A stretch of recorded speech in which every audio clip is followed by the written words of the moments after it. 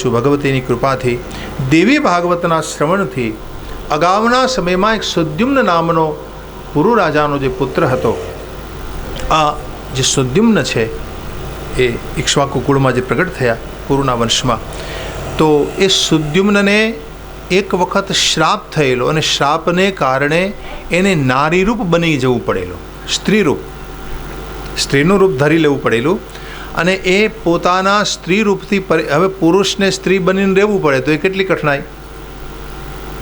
માની લો કે કોઈ એવી ઘટના તમારા જીવનમાં ઘટી જાય અને પુરુષને નારી બની જવું પડે. આજે તો મેડિકલ સાયન્સ આવી વાતો કરે છે, આજે એમાં પૂરેપૂરું સફળ નથી બન્યું કે મેડિકલ સાયન્સ કહે છે કે ભાઈ પુરુષ છે એ સ્ત્રી બની શકે, સ્ત્રી એ પુરુષ બની શકે, જાતીય પરિવર્તનો થઈ શકે છે. હવે એક્સપેરિમેન્ટ પણ થઈ રહ્યા છે આજે આ સમયમાં, પણ અગાઉના સમયમાં આવા પ્રયોગો થયેલા એની કથાઓ આમાં આવી છે. એવું નહીં માનતા કે આપણા જ વૈજ્ઞાનિકો આ પ્રયોગો કરી ચૂક્યા છે, પણ અગાઉના સમયમાં પણ આવા પ્રયોગો થયેલા એ આપણા ભાગવતમાં પણ આ કથા આવે છે. સુદ્યુમ્નની કથા આવે છે કે ભગવતીની કૃપાથી પોતાનું ગુમાવી દીધેલું પુરુષત્વ સુદ્યુમ્નને પાછું મળે છે. કોની કૃપાથી? ભગવતીની કૃપાથી, માની કૃપાથી. તમારું પૌરુષત્વ તમે ગુમાવી દીધું હોય એ તમને જો પાછું જોઈતું હોય તો ભગવતીનું આરાધન કરો. એ ભાવ અહીંયા છે. નથી ઘણા લોકો કહેતા કે ભાઈ મને ડર બહુ લાગે છે, મને બીક બહુ લાગે છે. આ બધા સ્ત્રૈણ સ્વભાવના કહેવાય, સ્ત્રૈણ. હવે સ્ત્રૈણ સ્વભાવના લોકો હોય જે ડરપોક હોય, હવે ડરપોક લોકોને જો બળવાન બનવું હોય, શૂરવીર બનવું હોય તો શું કરવું પડે? માની આરાધના કરવી પડે. આપણા શાસ્ત્રોમાં આવું બધું વર્ણન છે. જો તમારે શૌર્ય પ્રાપ્ત કરવું હોય તો તમારે માને શરણે જવું પડે. તો એ ચરિત્ર અહીં વર્ણન કરવામાં આવ્યું છે. અહીંયા સૂતજી અહીંથી આરંભ કરે છે. એકદા કુંભયોનિસ્તુ લોપામુદ્રાપતિર્મુનિ ગતવા કુમારમભ્યર્ચ્ય પ્રપશ્ય વિવિધા કથા. સુનિએ सूत कहा, शवनकादि ऋषि, एक वखत कुंभयोनी એટલે કે કુંભમાંથી પ્રગટ થયેલા કુંભજ, બીજું નામ અગસ્ત્ય, અગસ્ત્ય ઋષિ પોતાના પત્નીને સાથે લઈ અને સ્કંદના આશ્રમમાં પધાર્યા. સ્કંદ એટલે કાર્તિક સ્વામી. કોણ પધાર્યા? અગસ્ત્ય ઋષિ. આ અગસ્ત્ય ઋષિ એના પત્નીનું નામ હતું લોપામુદ્રા. હવે એ અગસ્ત્ય ઋષિ શ્રી વિદ્યાના મહાન ઉપાસક છે. કોણ છે અગસ્ત્ય? શ્રી વિદ્યાના મહાન ઉપાસક. દેખો, અગસ્ત્ય છે ને એના સગ્ગા ભાઈ વિશ્રવા, એના સગ્ગા નાના ભાઈ વિશ્રવા, આ બંને ભાઈઓના પિતા એનું નામ હતું પુલત્સ્ય. પુલત્સ્યના પિતા કોણ? તો કે બ્રહ્મા. એટલે બ્રહ્માજીના દીકરા પુલત્સ્ય, પુલત્સ્યના બે દીકરા વિશ્રવા અને અગસ્ત્ય. આ અગસ્ત્ય એવા હતા કે એના પેટમાં બે દૈત્યો પચી ગયેલા, આતાપી અને વાતાપી નામના બે દૈત્યો. આતાપી અને વાતાપી પરેશાન કરતા હતા, પકડીને મોઢે મૂકી દીધા. આ બંને દૈત્યો આના પેટમાં પચી ગયેલા. આવું સામર્થ્ય હતું એમનું, અગસ્ત્ય ઋષિનું. આવી એની જઠરાગ્નિ હતી. તો કહેવાનો ભાવ એ છે કે એ અગસ્ત્ય ઋષિના નાના ભાઈ હતા વિશ્રવા, અને એ વિશ્રવાને બે પત્ની હતી, ઈડવીડા અને કેશિની. ઈડવીડા દ્વારા જે દીકરો થયો એનું નામ થયું કુબેર, અને કેશિની દ્વારા જે સંતાન થયા એ રાવણ, કુંભકર્ણ અને વિભીષણ. એટલે આમ ગણો ને તો રાવણના સગ્ગા મોટા બાપા થાય અગસ્ત્ય ઋષિ. રાવણના સગ્ગા મોટા બાપા થાય. રાવણના પિતા વિશ્રવા, વિશ્રવાના મોટા ભાઈ એ અગસ્ત્ય. અને માતાજીના મહાન ઉપાસક છે અગસ્ત્ય. આપણે ત્યાં શ્રી વિદ્યાના જે 12 ઉપાસકો કહેવાય ને, શ્રી વિદ્યા, આપણે ત્યાં માતાજીની ઉપાસના કરતા હોય ને એને ખબર હોય 10 મહાવિદ્યાનું નામ સાંભળ્યું છે. માની ઉપાસના જેને કરી હોય ને એને 10 મહાવિદ્યાની ખબર હોય. મૂળ 10 મહાવિદ્યા કેટલી? 10 મહાવિદ્યા.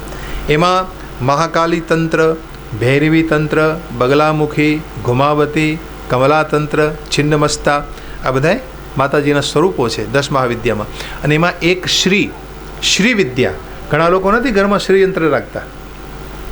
કોઈના ઘરમાં મેરુ પૃષ્ઠ હોય, કોઈના ઘરમાં કુર્મ પૃષ્ઠ હોય, કોઈના ઘરમાં ભૂપૃષ્ઠ હોય, શ્રીયંત્ર 3 પ્રકારના હોય, મેરુપૃષ્ઠ, ભૂપૃષ્ઠ, કર્મપૃષ્ઠ. તો એને સિદ્ધ કરવા પડે, એને વ્યવસ્થિત રૂપમાં અમુક નક્ષત્રમાં એની રચના કરવી પડે, એને બનાવવા પડે, અને ત્યાર પછી એના એક એક ખૂણામાં, એના એક એક કોણમાં ભગવતી જગદંબાની પ્રતિષ્ઠા કરવાનું એક વિધાન છે. પરાંબા વિલાસ જેને કહેવામાં આવે છે.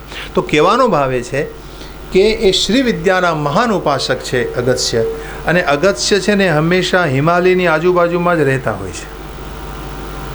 એટલે જેવું મન થાય એટલે તરત જ માના દર્શન કરવા પહોંચી જાય. માના ઉપાસક છે એટલે હિમાલય બાજુ જઈ રહ્યા છે, ત્યાં રસ્તામાં સ્કંદ મળ્યા. સ્કંદ એટલે કાર્તિક સ્વામી. કાર્તિક સ્વામીએ કહ્યું કે ભાઈ બાપજી અહીંયા, તો કે હા, માનું દર્શન કરવું છે, તો ચાલો ને મારે ઘેર પધારો. એટલે સ્કંદ એને પોતાના આશ્રમમાં લાવ્યા, બેઠા, મહાપુરુષો મળે, ભગવત ચર્ચા થાય. એટલે ભગવાન અવતારાર્થ કે દેવી ભાગવતસ્ય તું મહાત્મ શ્રવણે તસ્ય વિધિ ચાપી વદ પ્રભો. અને કોઈ પણ મહાપુરુષ, બંને ઉપાસક હોય, સાધક હોય, એ ભેગા થાય એટલે કોઈને કોઈ જ્ઞાન ચર્ચા થયા વિના રહે નહીં. એટલે અગસ્ત્ય ઋષિએ સ્કંદને કહ્યું, ભાઈ તમે તો સાક્ષાત માના દીકરા છો મહારાજ, માનું દૂધ પીધું છે તમે, જે દૂધ પીવાની અભિલાષા મહાન પુરુષોને હોય છે કે ભાઈ માનું દૂધ અમને મળે. ભગવાન શંકરાચાર્ય થયા ને, આદિશંકરાચાર્ય ભગવતી જગદંબાને એક જ વાત કહી હતી, માં જે દૂધ ગણપતિએ પીધું છે, જે દૂધ કાર્તિક સ્વામીને તે પીવડાવ્યું છે, એના 1-2 બુંદ મને આપી દે, બસ. કેવલ 1-2 બુંદ મારે જોઈએ, મારે બીજું વિશેષ કંઈ નથી જોઈતું, તારી આટલી કૃપા મારી ઉપર ઉતરે. તો શંકરાચાર્ય જેવા મહાપુરુષો એ અભિલાષા કરે છે કે માં કા દૂધ હમે મિલ જાય. તો હે સ્કંદ, હે કાર્તિક સ્વામી, તમે તો ભાગ્યવાન છો કે તમે સાક્ષાત માના દીકરા છો, અને માના મહિમાને તમે જાણ્યો છે, અનુભવ્યો છે. તો માનો મહિમા મને કહો ના. તો માના મહિમાનું એ વર્ણન કરતી વખતે આ કથા સંભળાવે છે સ્કંદ. સ્કંદ એટલે કાર્તિક સ્વામી આ આખી કથા કહે છે. શ્રી ભાગવતી મહાત્મ્ય કો વક્તુમ વિસ્તરાત ક્ષમ શૃણુમ સંક્ષેપતો બ્રહ્મન કથયિષ્યામિ સાંપ્રતમ. યા નિત્યા સચ્ચિદાનંદ રૂપિણી જગદંબિકા સાક્ષાત સમાસિતા યત્ર ભુક્તિ મુક્તિ પ્રદાયની. ભુક્તિ મુક્તિ પ્રદાય. અગસ્ત્યને કહે છે સ્કંદ, દેખો માં ભગવતી જગદંબા સચ્ચિદાનંદ સ્વરૂપિણી છે, તમારી બધી કામનાઓને પૂર્ણ કરનારી છે, અને એ જ ભગવતી આ જગતને રચનારી છે, તમારું વારંવાર રક્ષણ કરનારી છે, અને તમારી બધી જ કામનાને પૂર્ણ કરનારી. અને કેવી કેવી કામના પૂરે, એટલે એને માટે આ દ્રષ્ટાંત આપ્યું કે અગાઉના સમયમાં શ્રાદ્ધદેવ નામના એક મનુ થયા. મનુ નામ એનું હતું શ્રાદ્ધદેવ. દેખો, આ મનુની કથા આપણે ત્યાં ભાગવતને સાંભળો તો એ મનુ શબ્દ આવે. આમાં પણ પુરાણમાં 5 લક્ષણ હોય છે, એમાં એક લક્ષણ મન્વંતર છે. કોઈ પણ પુરાણ હોય ને, એ પુરાણને સમજવા માટે 5 વસ્તુ જોઈએ. એ 5માં એક છે મન્વંતર. મન્વંતર એટલે જેમાં મનુઓની કથા. મનુ એટલે સૂર્યવંશ. 2 જ વંશ ચાલે છે જગતમાં, 2 જ વંશ. કાં તમે સૂર્યવંશી હો, કાં તમે ચંદ્રવંશી હો. 2 જ વંશ ચાલે છે. કાં તો આપણા પૂર્વજોમાં છેલ્લે સૂર્ય હોય અને કાં તો ચંદ્ર હોય. તો સૂર્યવંશમાં તો કે આજે ક્ષત્રિયો છે મોટા ભાગના, એ બધા સૂર્યવંશી છે, અને ચંદ્રવંશમાં જે છે એમાં યાદવો છે. માની લો કે કૃષ્ણ ચંદ્રવંશી છે, તો રામ સૂર્યવંશી છે. તો એ જે વંશાનુચરિત છે આપણા પુરાણોમાં, એમાં ખાસ કરીને સૂર્યવંશમાં જે મનુઓ થયા, એ મનુ એની જે કથા છે એને મન્વંતર લીલા કહેવાય. મન્વંતર લીલા આમાં પણ આગળ આવશે ભગવતી જગદંબાની કથામાં. તો શ્રાદ્ધદેવ મનુને ત્યાં વશિષ્ઠ એમના ગુરુ છે, એના કુલગુરુ છે. તો શરૂઆતમાં એમણે ત્યાં સંતાન નહોતું, એટલે એમણે વશિષ્ઠજીને વિનંતી કરી. વશિષ્ઠની વિનંતીથી યજ્ઞ થયો, અને યજ્ઞ દ્વારા એમને ત્યાં પુત્રને બદલે પુત્રીનો જન્મ થયો. ભાગવતમાં પણ આ કથા છે. 9મા સ્કંદની શરૂઆતમાં ભાગવતમાં કથા આપી છે. એ કથા અહીંયા છે. હવે મનુ મહારાજે એના ગોર બાપાને કીધું, બાપજી તમારે તો મને દીકરો આપવાનો સંકલ્પ હતો, મારે ત્યાં પુત્ર થવો જોઈએ, પુત્રી કેમ થઈ? એટલે વશિષ્ઠજીએ ખુલાસો કર્યો કે ભાઈ સંકલ્પ વૈષમ્ય થયું છે. સંકલ્પ વૈષમ્ય એટલે શું? પતિ પત્ની બંનેનો સંકલ્પ એક નથી, આ એનું પરિણામ છે. સંકલ્પ બંનેનો એક હોવો જોઈએ, એને પરિણામે આ સંકલ્પ વૈષમ્યનું પરિણામ મળ્યું છે. પુત્રને બદલે પુત્રી પ્રાપ્તિ થઈ. તો હવે શું કરવું? એનું નામ રાખ્યું ઈલા. એ દીકરીનું નામ ઈલા રાખ્યું. તો કે હવે ઈલાને તમે પુત્ર બનાવી શકો ખરા? તો કે હા, પ્રયાસ કરી જો. એટલે આમાં વર્ણન છે કે વશિષ્ઠજીએ શિવ આરાધન કર્યું, ભગવાન શંકરજીની ઉપાસના કરી. જો ભાઈ, કોઈ પણ કામ તમારા સિદ્ધ થાય પણ એને માટે તમારે આરાધના કરવી પડે છે, ઉપાસના કરવી પડે છે. અને ઉપાસના માટે એવું નહીં માનતા કે ભાઈ અમે 9 દિવસમાં જ આ બધું સિદ્ધ કરી લઈએ. 2 વર્ષ ઉપાસના કરવી પડે છે, 12 વર્ષ આરાધના કરવી પડે છે. તમને એ કલ્પના નહીં હોય કે સ્વામી વિવેકાનંદની માતા સતત 12 વર્ષ સુધી એમણે ભગવાન વિશ્વનાથની ઉપાસના કરી હતી. 12 વર્ષ સુધી સ્વામી વિવેકાનંદની માએ કાશી વિશ્વનાથની 12 વર્ષ ઉપાસના કરી. ત્યારે એને ત્યાં સ્વામી વિવેકાનંદ જેવા દીકરાનો જન્મ થયો હતો. 12 વર્ષ આ માએ આરાધના કરી હતી. તો કહેવાનો ભાવ એ છે કે કોઈ પણ મહાપુરુષ તમારે આંગણે પધારે ક્યારે કે જ્યારે તમારા માતા પિતાએ ખૂબ ઉપાસના કરી હોય, આરાધના કરી હોય, ત્યારે આ બધું સંભવ છે. બાકી ઉપાસના કરવાથી તમારા બધા જ કાર્યો અવશ્ય સિદ્ધ થાય. આમાં લખે છે કે શિવ આરાધનથી, વશિષ્ઠજીના પુરુષાર્થથી આ કન્યાને પુત્ર બનાવી દીધો. નામ રાખ્યું સુદ્યુમ્ન. દીકરી દીકરો થઈ ગયો. હવે જે કોઈ ટેકનોલોજી હોય એ સમયમાં, જે કોઈ મેડિકલ સાયન્સ, જે કોઈ વિધિઓ પ્રાપ્ત કરી હોય આ મહાપુરુષે, કારણ કે આ બધા આપણા બધા ઋષિ સામાન્ય નહોતા, એ બધા મહાન વૈજ્ઞાનિકો હતા. આપણે ત્યાં જેટલા બધા ઋષિઓ થયા છે ને, આ કોઈ સામાન્ય થોડા હતા, એ મહાન વૈજ્ઞાનિકો હતા. અને અમુક ઋષિઓ તો એવા હતા કે જે પ્રયોગશીલ વ્યક્તિત્વ જેનું હોય, પ્રયોગશીલ, સતત પ્રયોગો કરતા. એમાંના એક ગૌતમ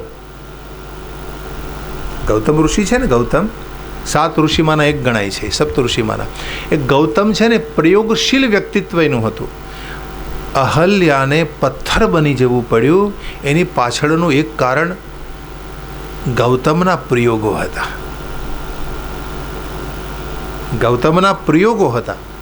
તો પ્રયોગશીલ વ્યક્તિત્વનું આ પરિણામ હતું કે અહલ્યાને એક વખત પથ્થર પણ બની જવું પડેલું. તો આ કથા રામકથામાં, રામાયણમાં કથા આવે છે. કહેવાનો ભાવ એ છે કે આવા આપણા ઋષિ, એમાંના એક વશિષ્ઠ, અને એમના પુરુષાર્થથી, શિવ કૃપાથી આ કન્યા છે એ પુરુષ રૂપને પ્રાપ્ત કરે છે. નામ રાખ્યું સુદ્યુમ્ન. હવે આ સુદ્યુમ્નને રાજ મળે છે.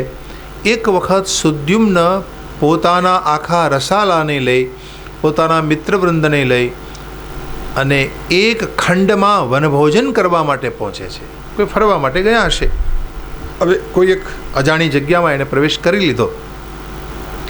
આજે પણ ભૂતળ ઉપર એવા કેટલા સ્થાનો છે કે જેના મહિમાને વિજ્ઞાન આજે સમજી શક્યું નથી. એવા કેટલા બધા ઠેકાણા છે ભાઈ કે જેના મહિમાને અથવા એના રહસ્યને વિજ્ઞાન જાણી શક્યું નથી. એમાંનો એક, ચાલો તમને કહું, બરમુડાનો ટ્રાયંગલ સાંભળ્યું છે ને નામ તમે? હજુ સુધી વિજ્ઞાન એના રહસ્યને, એના ઉપરથી કોઈ વિમાન પસાર થાય અથવા તો જહાજ પસાર થાય એ ગુમ થઈ જાય છે. હજુ સુધી એનો અતોપતો, જેટલા અતોપતો લગાડવાની કોશિશમાં ગયા એ ગયા, એ પાછા આવ્યા નથી.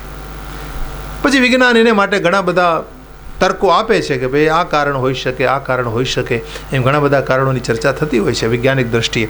કહેવાનો ભાવ એ છે કે એવા કેટલાય ઠેકાણા છે કે જેના રહસ્યને હજુ સુધી કોઈ સમજી શક્યું નથી. આ એવું કોઈ રહસ્યમય પ્રદેશ હતો કે એમાં આ સુદ્યુમ્ને પ્રવેશ કર્યો. પ્રવેશ કરતાં શું થયું કે જેટલા પુરુષો હતા એ બધાએ પાછા સ્ત્રી થઈ ગયા. આવી કથા છે. હવે ઈલા પુરુષ બન્યો, નામ પડ્યું સુદ્યુમ્ન. હવે એ સુદ્યુમ્ન પાછું ઈલા થઈ ગયો, પાછો સ્ત્રી બની ગયો.